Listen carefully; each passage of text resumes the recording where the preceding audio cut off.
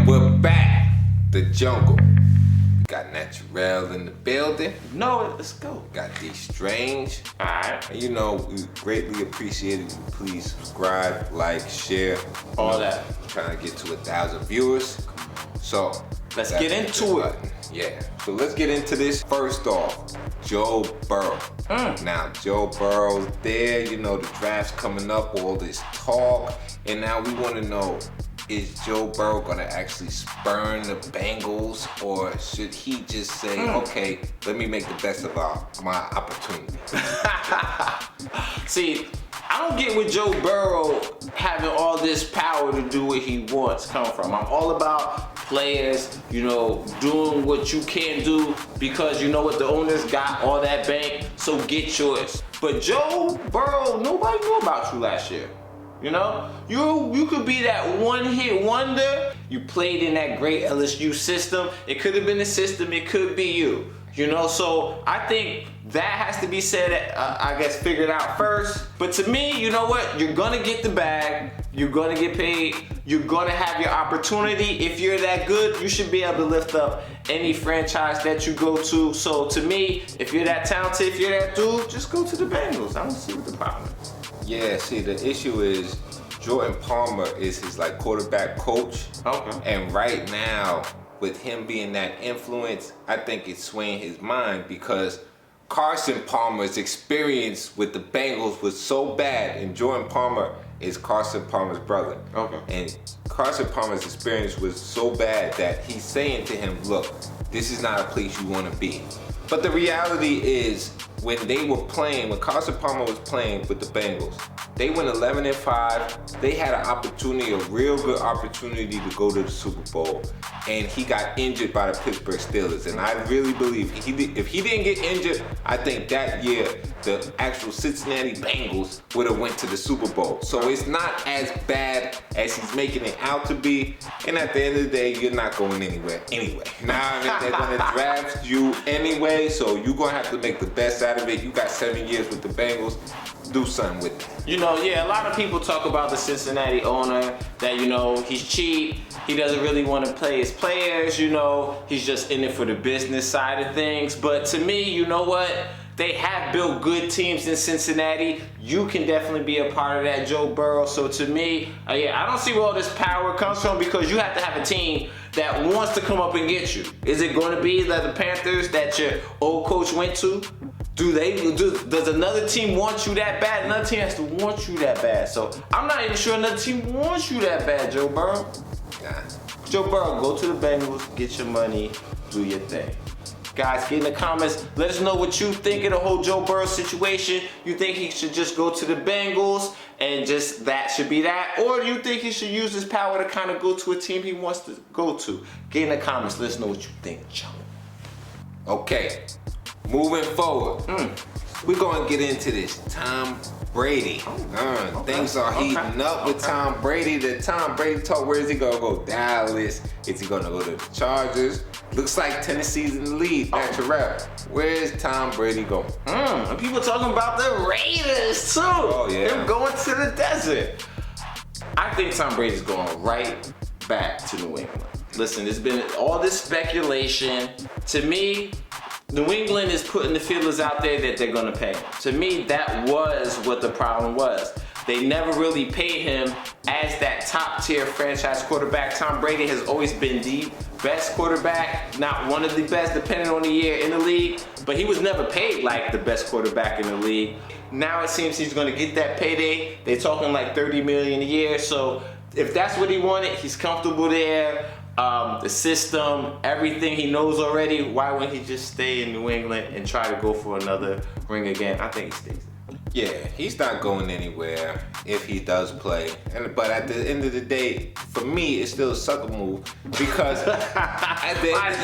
because I already said this and we had this conversation. Tom Brady should have been bleeding the Patriots. But I do believe if he went into Bill Belichick's office before and said, pay me the same amount of money that I deserve, like Peyton Manning's getting, Bill Belichick would have been like, man, get out of my office. He would have kicked him out right there. All right. And because of that, he never really went to them and said, "Give me my proper value."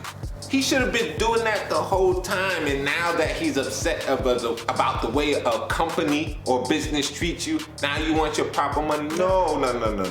Listen, kids out there, all you young people trying to get the money, let me tell you something. Don't ever give a business a discount. Don't ever give a billionaire a discount on get your bag. All right, you always are supposed to get your money, and now Tom Brady wants his money, and I respect that. He should have done that about 10, 11 years ago. Damn.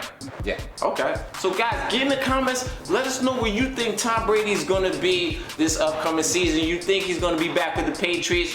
Do you think the Chargers? Do you think the Raiders? Do you think the Titans? Somebody else has a chance to get him. Get in the comments. Let us know what you think. Alright, now we're moving on to the NBA right now.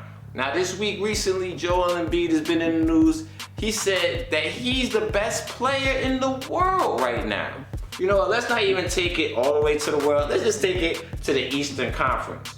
Do you think Joel Embiid is the best player in the Eastern Conference? No, absolutely not. But he has the potential to be the best player in the Eastern Conference and in the NBA. Okay. You know, I'm around the Philly area. People, for the most part, they love Joel Embiid. I love him. I love him as a talent.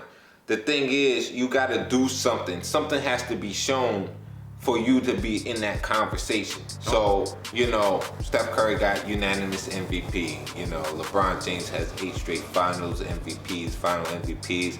You know, Kawhi Leonard has Defensive Players of the Year, a couple of finals MVPs. Giannis has an MVP. I mean, we need something from you because you can be any one of these things if you want to be, if you go and play on a consistent level. And that's the key, you know what I mean? So you can be that guy if you want to be. It's just about if you want to be. If he wants to be. This is how I see it. Is Joel Embiid the most talented player in the East? I think so. I think he definitely is the most talented player in the East. He plays defense. He can shoot from the outside. He has a mean post game. He does it all to me. There's no real flaw in his game. But is he the best player in the East? That's a little different. I'm gonna still give that to Giannis. To me, Giannis is way more consistent in a game-to-game basis, and also one of the main things, Giannis is never injured. It always seems, especially around playoff time, there's always something going on with Joel Embiid injury-wise on why he can't give his all or why he can't play a certain amount of minutes or games. So I think when Joel gets that consistency in his game, I think he will be the best player in the East.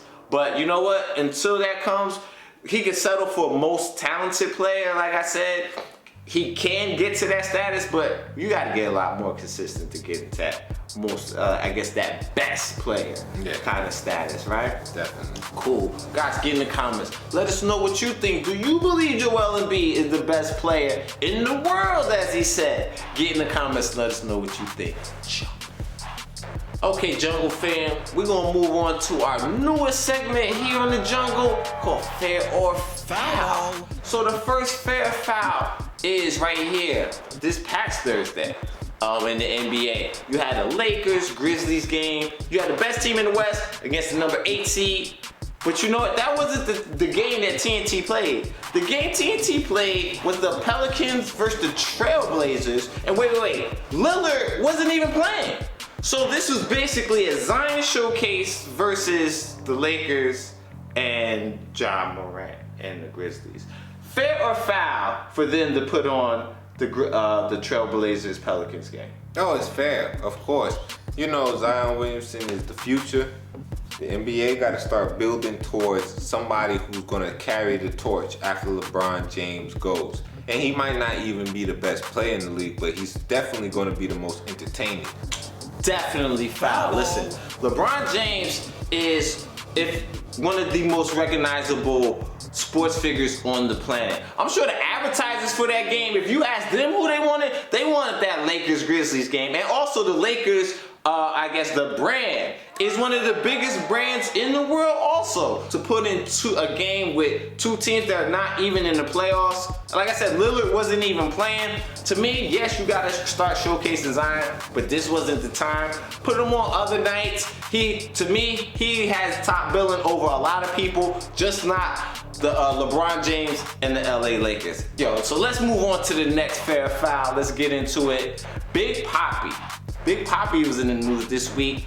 He called Mike Flyers. Mike Flyers was the person who I guess broke the news on the whole Houston Astros cheating scandal. He called him a snitch.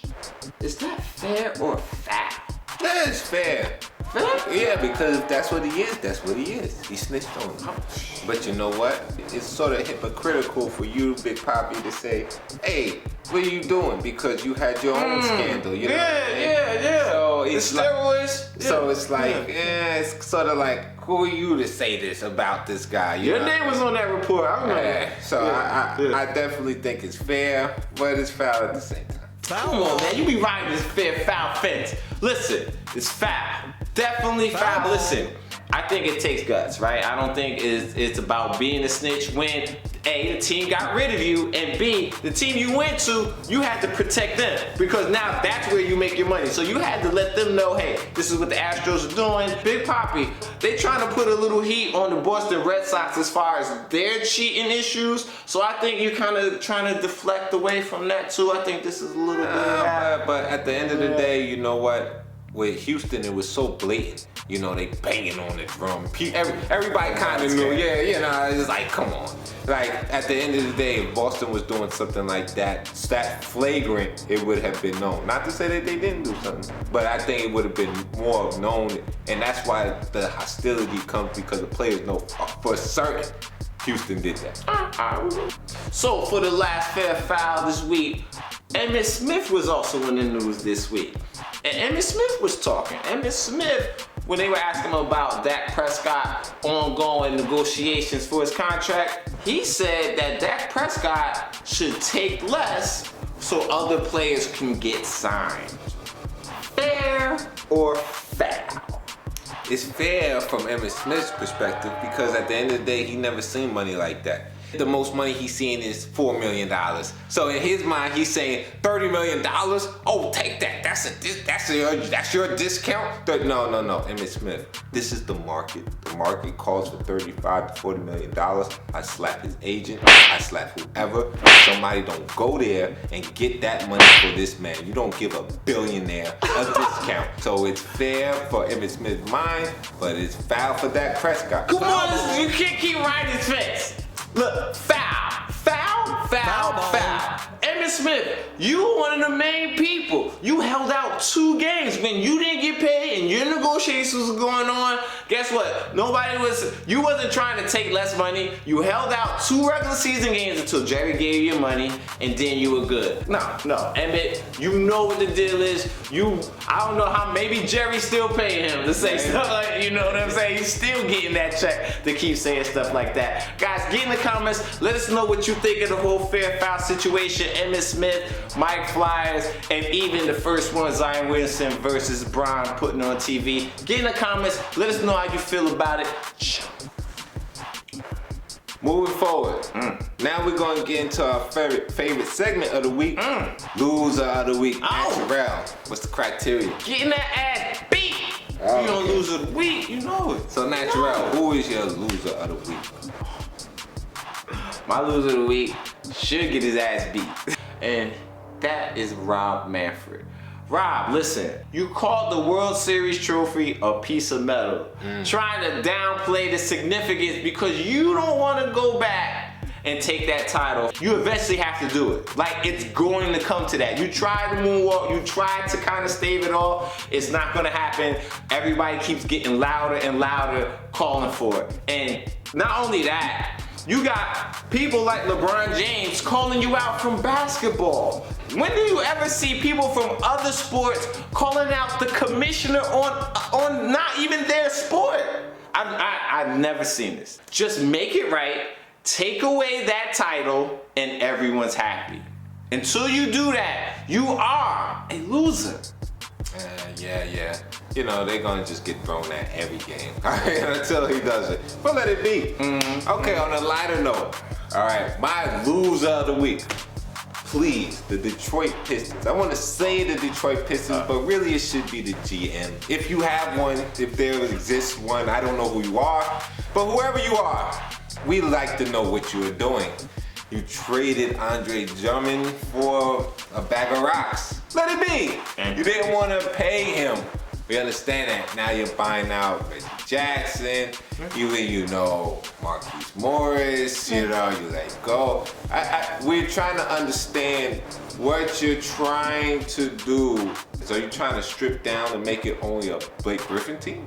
Is this the concept? I don't know what you're doing.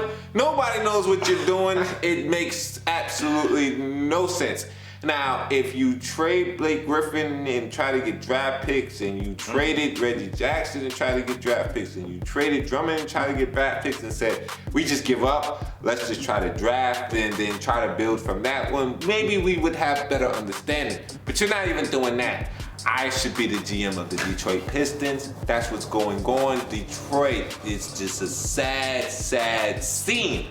You are the losers of the week. Guys, get in the comments. Let us know who you believe is loser of the week for this week. Also, rest in peace, Pop Smoke. No doubt, we was loving his music. Hate to see a young king go. Yo, this has been the jungle for this week.